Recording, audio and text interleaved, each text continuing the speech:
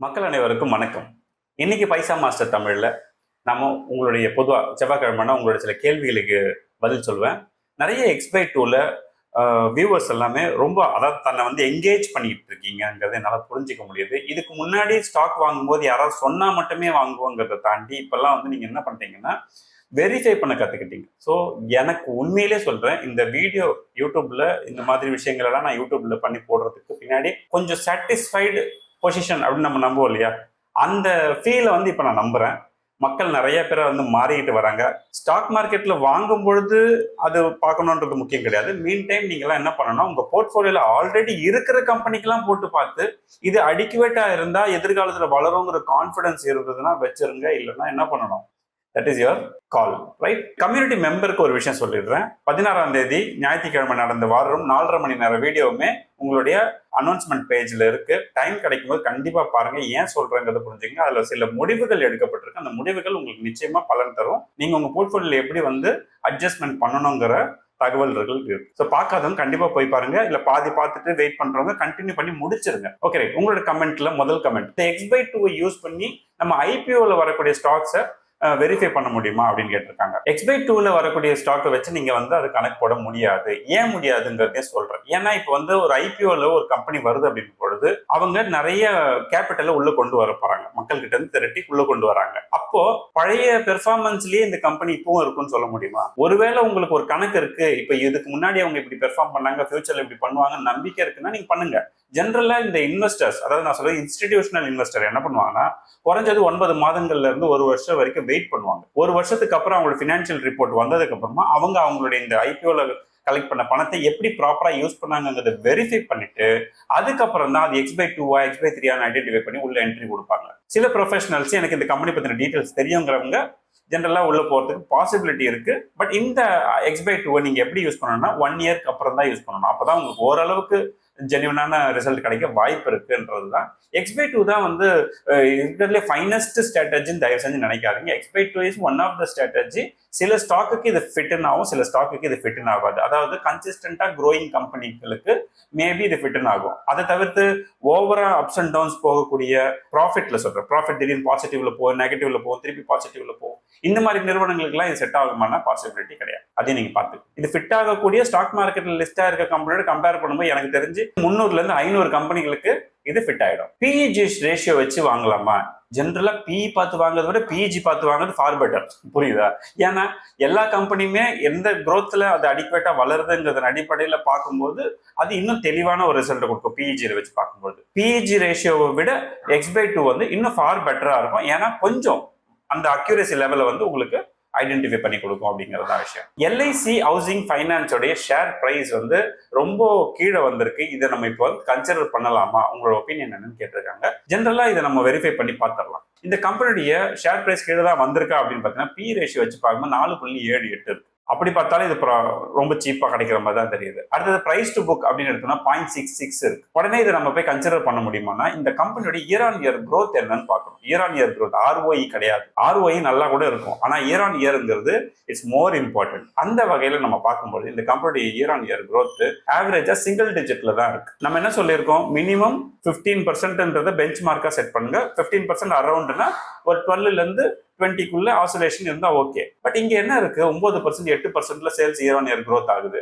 ஆனா ROI பாருங்க 17% இருக்கு. இது நமக்கு செட் ஆகுமா அப்படின்னா நாட் பாசிபிள். இருந்தாலும் நீங்க வெரிஃபை பண்ணிட்டு பண்ணுங்க. இது ஒரு பாண்ட் மார்க்கெட்ல போட்டு பாண்ட்ல போட்டு எடுக்கிற பணத்தை விட உங்களுக்கு இந்த ஸ்டாக்ஸ் பெட்டரான ரிசல்ட் கொடுக்கறதுக்கு வாய்ப்பு இருக்கு. பட் ஏன் இந்த ரிஸ்க் நம்ம எடுத்துக்கிட்டு நம்ம வேற ஏதாவது கம்பெனி பார்க்கலாம். ஏன்னா இது பிரைஸ் டு புக் அப்படின்னு எடுத்து பார்த்தா கூட உங்களுக்கு நல்லா கவனிங்க, இந்த கம்பெனியோட price to book average price to book 0.9, இப்போ 0.66 தான் இருக்கு. அப்ப என்ன டிஃபரன்ஸ் இருக்கு? ஏன் அது அந்த டிஃபரன்ஸ்ல குறைஞ்சிட்டு வந்திருக்கு அப்படின்னு பார்த்தோம்னா உண்மையிலேயே இந்த சிங்கிள் டிஜிட் growth தான் காரணம் அப்படின்னு நான் நம்புறேன். கியூபிட் நேற்று பார்த்தோம்னா கிட்டத்தட்ட 298 ரூபாயில இருந்து 265 ரூபாய் வரைக்கும் என்னமோ கீழே போன மாதிரி ஒரு இது பார்த்தேன். நான் நைட்டு கமெண்ட் வந்ததுக்கு அப்புறம் தான் நானே பார்த்தேன் இதுல இந்த மாதிரி குறைஞ்சிருக்கு அப்படின்ட்டு. ஓகே, என்னதான் நடந்திருக்கு அப்படின்னு நானும் உள்ள போய் பார்த்தேன். அந்த ஸ்டாக்குக்கு ஒரு சிலர் என்ன பண்ணிருப்பாங்கன்னா 300 ரூபாய் கிட்ட வந்தா நம்ம எக்ஸிட் கொடுத்துடலாம், 250 வந்தா எக்ஸிட் கொடுத்துடலாம், 200 வந்தா எக்ஸிட் கொடுத்துடலாம். ஒரு டைம்ல அவங்க அரேஞ்ச் பண்ணியிருப்பாங்க. அப்படி அரேஞ்ச் பண்ண சில நேரங்கள்ல உண்மையிலே 200 ரூபாய் தாண்டும் பொழுது ஒரு பெரிய நாள் அப்படியே தொங்கிட்டு கிடந்தது. அதுக்கப்புறமா திருப்பி 250 வந்து திருப்பி தொங்க ஆரம்பிச்சது. அதே மாதிரி இப்போ 300 கிட்ட வந்து தொங்குது.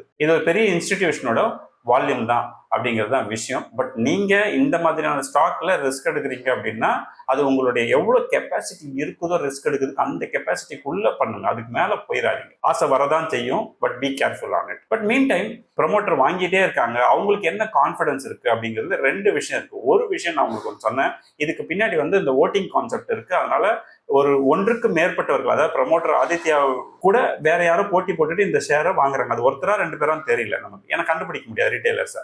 பட் ஆதித்ய குமார்ங்கிறவரை கண்டுபிடிச்சிடலாம். அவர் வந்து எவ்வளவு வாங்கினாலும் ரிப்போர்ட் கொடுத்து தான் ஆகணும். அந்த வகையில தெரிஞ்சிடும். அதுக்கப்புறம் இதுல இன்னொரு ஒரு விஷயம் என்னன்னா, மேபி உங்களுக்கு ஒரு கான்ஃபிடன்ஸ் இருக்கலாம், இந்த கம்பெனி வந்து இயர் ஆன் இயர் growth இன்னும் பெட்டரா போறதுக்கு கூட வாய்ப்பு இருக்கலாம் அப்படின்னு நீங்க நம்பலாம். உண்மையிலேயே வந்து இதுக்கு முன்னாடி கியூபிட் அப்படிங்கிறது ஒரு condom manufacturing company for the government orders. புரியுதுங்களா? அவங்க அப்பா பார்த்துக்கிட்ட காலங்களில் பல கவர்மெண்ட்ல, India majority Indian government, other என்ஜிஓஸ்க்கு கூட வெளிநாடுகளில் இவங்க வந்து என்ன பண்ணுவாங்க, கம்மி ரேட்டுக்கு பண்ணி கொடுத்துட்டு இருந்தது உண்மைதான், இல்லைன்னு சொல்லலை. ஆனா இப்போ மாடர்ன் வேர்ல்டுக்கு ஏற்ற மாதிரி இது ஒரு வெல்னஸ்குள்ள வந்தாச்சு. நிறைய விஷயங்கள் உள்ள கொண்டு வந்துருக்காங்க. ஈவன் பெர்ஃப்யூம்ல இருந்து ஆரம்பிச்சு ப்ரெகா டெஸ்ட் வரைக்குமே உள்ள கொண்டு வந்துட்டாங்க. அது இல்லாம கிட்டத்தட்ட 2000-3000 இது கொண்டு வந்து சப்ளை செயின் கொண்டு வந்திருக்காங்க குளோபல் லெவல்ல. அப்ப என்ன ஆகும்னா இவங்களுடைய ப்ராடக்ட் டிமாண்ட் இருக்கு, பட் மெஜாரிட்டி ஆஃப் த பீப்புளுக்கு இந்த மாதிரி ஒரு விஷயத்த வந்து நம்ம மேனுஃபேக்சரிங் பண்ணணும்னு தோணாது. ஏன்னா ஒரு கௌரவ குறைச்சல் கூட பார்ப்பாங்க. அதை தாண்டி இந்த கம்பெனி பெட்டராகவும் பண்ணி இன்னைக்கு பிராண்டிங்கும் பண்ணியிருக்காங்க. இன்னைக்கு நீங்க பார்க்குற டிவியில் வர விளம்பரங்கள்ல கூட கியூபிட் ப்ராடக்ட் எல்லாம் நீங்க பார்க்க முடியுது. ஸோ இந்த அடிப்படையில் அடுத்தடுத்த கன்சிகூட்டிவ் ஆண்டுகளில் இவங்களோட சேல்ஸ் வந்து கன்சிஸ்டண்டா வளரும்னு நம்புறாங்க. இதுல முக்கியமான reason behind of it, mean time இந்த PE பாருங்க. லாஸ்ட் டைம் நான் சொல்றது பிப்ரவரி மாசம் கூட இதோடைய PE கிட்டத்தட்ட 330 வரைக்கும் போச்சு. அதுக்கப்புறம் அதோட PE குறைஞ்சது எங்க 130 வரைக்கும். அப்படின்னா ஷேர் பிரைஸ் கீழே விழுந்துருச்சுன்னு அர்த்தமா? கிடையாது. அது எப்படி நடந்ததுன்னா, அந்த கம்பெனியுடைய நெக்ஸ்ட் குவார்டர்லி ரிசல்ட் வரும்போது அந்த ரிசல்ட்டுக்கு அடிக்குவேட்டா என்ன ஆயிடுதுன்னா அந்த PE பேலன்சிங்ல குறையிற மாதிரி தெரியுது. இதுதான் இன் கிரவுண்ட். ஆனா ஷேர் பிரைஸ் கன்சிஸ்டன்டா மேல போகுது. இது ஒண்ணு. இப்போ கூட என்ன நடந்திருக்குன்னா PE ரேஷியோ குறைஞ்சிருக்கு, 300க்கு மேல போயிட்டு அகைன் இப்போ 257 கிட்ட இருக்கு. ஏன்னா இந்த வருஷம் நான் எதிர்பார்த்தது அவங்களுடைய இயர் ஆன் இயர் அந்த குவார்டர்லி ரிசல்ட் இருக்கு இல்லையா, போன குவார்டர் 36 கோடி இருந்தது நெட் ப்ராஃபிட். அதுக்கு முந்தின குவார்டர் 33. சார் 33 to 36, 36 to 40 வருவாங்கன்னு நான் கெஸ் பண்றேன். ஆனா 44 கோடி ரூபாய் வந்து இந்த குவார்டர் அவங்க ஃபைல் பண்றாங்க. அப்ப இது வந்து என்னோட கெஸ் கரெக்ட்னா இது 44 கூட இல்லை, இதை விட கூட இருக்கலாம். பட் இவங்க இப்போதைக்கு ஓரளவு கண்ட்ரோல் தான் கொண்டு போறதுக்கு பின்னாடி இருக்க காரணம் இந்த ஷேர் பிரைஸ் வேகமாக வளர்ந்துடக்கூடாது அப்படிங்கிறதுக்காக கொண்டு போறாங்களோ அப்படின்னு ஒரு சின்ன சந்தேகமும் இருக்கு. பட் இவங்களோட இயர் ஆன் இயர் growth இப்போ போன ஒரு வருஷமா நல்லா இருக்கு. போன 12 குவார்டர்ல மட்டுமே இந்த கம்பெனி கிட்டத்தட்ட 20 மடங்கு வளர்ந்துருக்கு. இப்ப நடந்திருக்கக்கூடிய நிறைய விஷயங்களை வச்சு பார்க்கும்பொழுது இவங்க என்ன நினைக்கிறாங்கன்னா, நம்ம கண்டிப்பா வந்து இதை விட அப்ப இப்ப எவ்வளவு இருக்கு earning per share, 1 ரூபாய் இருக்கா? இவங்களோட கான்பிடன்ஸ் மேபி, என்னோட கணிப்பு சொல்றேன், கான்ஃபிடன்ஸ் மேபி 15 ரூபாய் earning per share ஒரு 5 வருஷத்துல வந்துரும் அப்படின்னு இவங்க நம்புறாங்க. இவங்க நான் சொல்ல இந்த கம்பெனியோட ப்ரமோட்டர்ஸ் சொல்றேன். உங்களுக்கு நம்பிக்கை இருந்தா அந்த மாதிரி போங்க, இல்லைன்னா விட்டுட்டு வேற ஏதாவது எவ்வளவு ஸ்டாக்ஸ் இருக்கு. என்னோட பர்சனல் இது என்னன்னா, இந்த மாதிரி பல்ஜா இருக்கு இல்லையா இது ப்ராஃபிட் உங்களுக்கு, இந்த மாதிரி நேரங்கள் என்ன பண்ணலாம்னா நீங்க ஒரு போர்ஷன் ஆஃப் இதுவை பீரியாடிக்கலா உங்களுக்கு எது நல்ல மொமெண்டம் எடுக்கும்னு தெரிஞ்சு இன்வெஸ்ட் பண்றீங்களா, சில நேரங்கள்ல அதுல வந்து ஷிஃப்ட் பண்ணி வைக்கிறது சேஃப். நம்ம இந்த கோல்டு கம்பெனிலாம் கூட சொல்லியிருக்கோம், அந்த மாதிரி இடங்கள்ல கூட ஷிஃப்ட் பண்ணி வைக்கிறது ஃபார் பெட்டர்னு நான் நம்புறேன். It is up to you. ஒருவேளை இந்த கம்பெனி 15 ரூபாய் தான் earning per share வரும் நம்புறாங்கன்னு வச்சுப்போமே, அதை நம்மளோட எக்ஸ்பெக்டிவ்ல போட்டு பார்த்தா என்ன வருதுன்னு பார்ப்போமா? அப்ப அதுல லோவர் PE என்னவா வைக்கலாம்? ஒருவேளை சேச்சுரேட் ஆயிடுச்சு, 5வது வருஷம் இந்த கம்பெனி இதுக்கு மேல ஒன்றும் பெருசா growth இருக்கா, நார்மலைஸ் ஆயிடுச்சு அப்படின்னா அதுல PE அரௌண்ட் 50 இருக்கலாம். அப்படி ஒருவேளை அந்த கணக்கை போட்டு பார்க்கும்போது இதோட எக்ஸ் டார்கெட் என்ன தெரியுமா? 750 ரூபாய். எக்ஸ்ல இருந்து நீங்க எக்ஸ் டிவைடட் பை 2 போட்டா 375, எக்ஸ் டிவைடட் பை 3 போட்டோம்னா 250. இப்போ எங்க இருக்கு?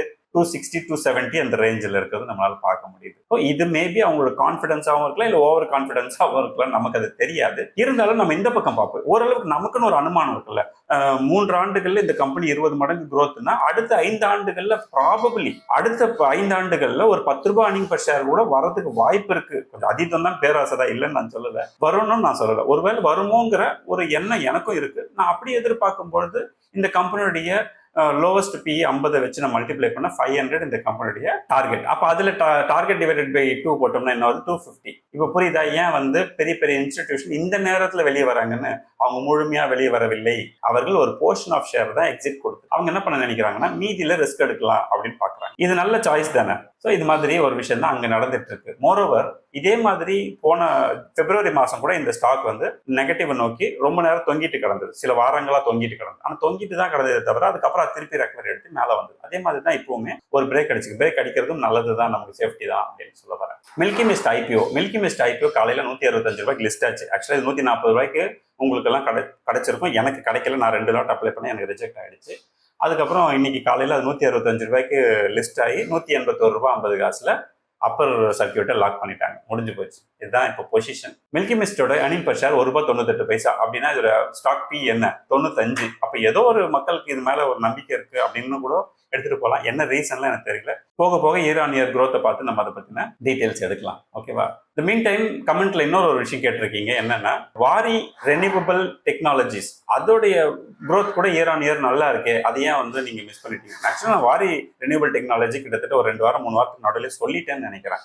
அதனால நான் அதை பத்தி எடுக்கல. பட் மீன் டைம் உண்மையிலே சொல்றேன், அதோடைய sales year on year growth 100% 200% அந்த ரேஞ்ச் மெயின்டைன் பண்ணிட்டு 80% அதை மெயின்டைன் பண்றாங்க. அப்புறம் நெட் ப்ராஃபிட்டுமே கிட்டத்தட்ட 100%க்கு மேல மெயின்டைன் பண்றாங்க. இப்போ நாம என்ன பண்ண முடியும்? இதுல வந்து இதுக்காக 78% இயர் ஆன் இயர் growthலாம் எடுத்துக்க முடியாது. நம்ம ஒரு கன்சிஸ்டன்டா ஒரு 30%, 35%, 40% அப்படி உங்களுக்கு எது சரின்னு படுதோ அதை எடுத்து பார்த்தீங்கன்னா இந்த கம்பெனியோட ஃபியூச்சர் earning per share நான் வந்து 35 எடுத்துக்கிறேன். 35 எடுத்தா இந்த கம்பெனியோட earning per share 250 வர வாய்ப்பு இருக்கிறது. ஓகே, இப்போ இருக்கிற earning per shareல இருந்து future earning per share maybe 250 வரும் அப்படின்னு நம்புறோம். அது லோவஸ்ட் பி எடுத்துக்கிறேன் 30ன்னு போட்டுக்கிறேன். ஏன்னா இப்போ ரொம்ப சீப்பாக தான் இருக்கு. ஆனால் ஜென்ரலா ஒரு இயர் ஆன் இயர் 15 to 20% மேலே கொடுக்கக்கூடிய growth இருக்கக்கூடிய கம்பெனிகளுக்கு பொதுவாக 25லேருந்து 30 பி இருக்குது, இயல்பு தான். அந்த வகையில் போட்டுட்டோம்னா நமக்கு இந்த கம்பெனியோட எக்ஸ் என்ன வந்து 7500ன்னு காட்டுது. இந்த எக்ஸ்பைட் 2 இன்னைக்கு எம்ஆர்க்கு வந்து 3750 ரூபா காட்டுது. கரண்ட் மார்க்கெட் பிரைஸ் எவ்வளோக்கு விற்குது? 888 ரூபாய் அந்த ரேஞ்ச் விற்குது. ஓகேங்களா? இது புக் வேல்யூ 90 ரூபாய். ஸோ நீங்களும் இந்த மாதிரி ஒரு ஸ்டாக்கையும் அப்ராக்சிமேட்டா அனலைஸ் பண்ணுங்க. எந்த ஒரு ஸ்டாக் அனலைஸ் பண்ணாலும் அது இந்த ஒரு வாட்டி பண்ணிட்டு விட்டுறாதீங்க. உங்க போர்ட்ஃபோலியோ எவ்ரி இயர் ரிஃப்ரெஷ் பண்ணி பாருங்க. அப்பதான் கரெக்டான ரிசல்ட் கிடைக்கும். உங்களுக்கு எல்லாம் ஒரு ஹோம்ஒர்க் கொடுக்கலாம்னு நினைக்கிறேன். என்ன ஹோம்ஒர்க்னா, இன்னைக்கு தினமலர்ல ஒரு 6 கம்பெனியை சில நிறுவனங்கள் வந்து பை ரேட்டிங் கொடுத்துருக்காங்க. அப்படி பை ரேட்டிங் கொடுத்த அந்த 6 நிறுவனங்கள்ல 2 கம்பெனி விச் இஸ் பெஸ்ட்ன்னு நீங்க எனக்கு கமெண்ட்ல சொல்லணும். அதாவது டிஸ்கவுண்ட் இருக்கணும். எக்ஸ்பைட் 2 போட்டு பாருங்க, எக்ஸ்பைட் 2 6க்கும் போடுங்க. அதுல எதுல வந்து அதிகமான டிஸ்கவுண்ட் பிரைஸ்ல கிடைக்குது, எது வந்து ரொம்ப சீப்பஸ்ட் பிரைஸ்ல இருக்குது அப்படின்னு நீங்க நம்புறீங்களோ அந்த 2 கம்பெனியும் பிளஸ் எவ்வளவு பர்சன்டேஜ் டிஸ்கவுண்ட்ல இருக்கு இல்ல என்ன வருதோ நீங்க என்ன பண்ணுங்க, கமெண்ட்ல கண்டிப்பா போடுங்க. Let me see. பிகாஸ் நான் உங்களுக்கு சொல்லியிருக்கேன், என்னோட யூடியூப்ங்கிறது ஜஸ்ட் ஒரு டைம் பாஸ் கிடையாது. நான் உங்களுடைய இன்வெஸ்ட்மெண்ட் பார்ட்னரா என்னோட யூடியூப் சேனல் வரணும்னு நினைக்கிறேன். அதனால இந்த ஹோம்ஒர்க் கண்டிப்பா பண்ணுங்க. நீங்க எத்தனை ஆயிரம் பேர் பாக்குறீங்க? கிட்டத்தட்ட 5000லேருந்து 10,000 பேர் பாக்குறீங்க. அப்போ அவ்வளோ பேருமே என்ன பண்ணலாம், இதுக்கு சீரியஸாவே ஒர்க் பண்ணலாம். ரெகுலராகவே எம்பி பாண்டியகுமார் உங்களுக்கு செபி ரெஜிஸ்டர் அனலிஸ்ட் ரெகுலரா ஒரு ஸ்டாக் கொடுப்பாரு. அந்த வகையில KRBL லிமிடெட் கொடுத்துருக்காரு. அது என்னன்றது அது எவ்வளவு பர்சன்டேஜ்ங்கிறத நீங்க கால்குலேட் பண்ணிக்கலாம். அடுத்து ஏட்ரம் ட்ரேடர்ஸ், இவங்களுமே ஒரு one of the research analyst தான். இவங்களும் என்ன பண்ணியிருக்காங்கன்னா ஒரு 5 கம்பெனி கொடுத்துருக்காங்க. அதாவது Finolex cable, Pidilite, Gland pharma, Hindustan aeronautical and Kalyan jewellers. இதோடைய டார்கெட் அவங்க கொடுத்துருக்கிறது நீங்க பார்த்துட்டீங்கன்னா விட்டுருங்க. நான் என்ன கேட்குறேன், இதுல எந்த 2 கம்பெனி பெஸ்ட், ஓகே இதுதான் ஹையஸ்ட் உங்களுக்கு டிஸ்கவுண்ட் கிடைக்குது அப்படின்னா எதுங்கிறத நீங்க கால்குலேட் பண்ணி கண்டிப்பா. ஸோ நிறைய பேர் கம்யூனிட்டியில ஜாயின் பண்ணியிருக்கீங்க, இன்னும் கொஞ்சம் பேர் ஜாயின் பண்ணாம இருக்கீங்க. கம்யூனிட்டிக்குள்ள வாங்க, நிறைய விஷயங்கள் நம்ம பேச வேண்டியது இருக்கும். அது எல்லாமே உங்க போர்ட்ஃபோலியோல இம்பாக்ட் கிரியேட் பண்ணும். சரிங்களா? ஸோ டிஸ்கிரிப்ஷன் லிங்க் இருக்கு, கிளிக் பண்ணி உள்ள வாங்க. நான் எப்பவுமே சொல்றேன், ஃப்ரெண்ட்ஸ் அண்ட் ஃபேமிலிக்கு காசு பணம் கொடுத்து உதவி செய்யறதை விட என்ன பண்ணலாம், இந்த மாதிரி நல்ல இன்வெஸ்ட்மெண்ட்ஸ் ஐடியாஸ் கொடுக்கலாம். அவங்க வாழ்க்கையில சூப்பராக வருவாங்க. எனிவே அடுத்த ஒரு இன்ட்ரெஸ்டிங்கான வீடியோவில் சந்திப்போம். நன்றி, வணக்கம்.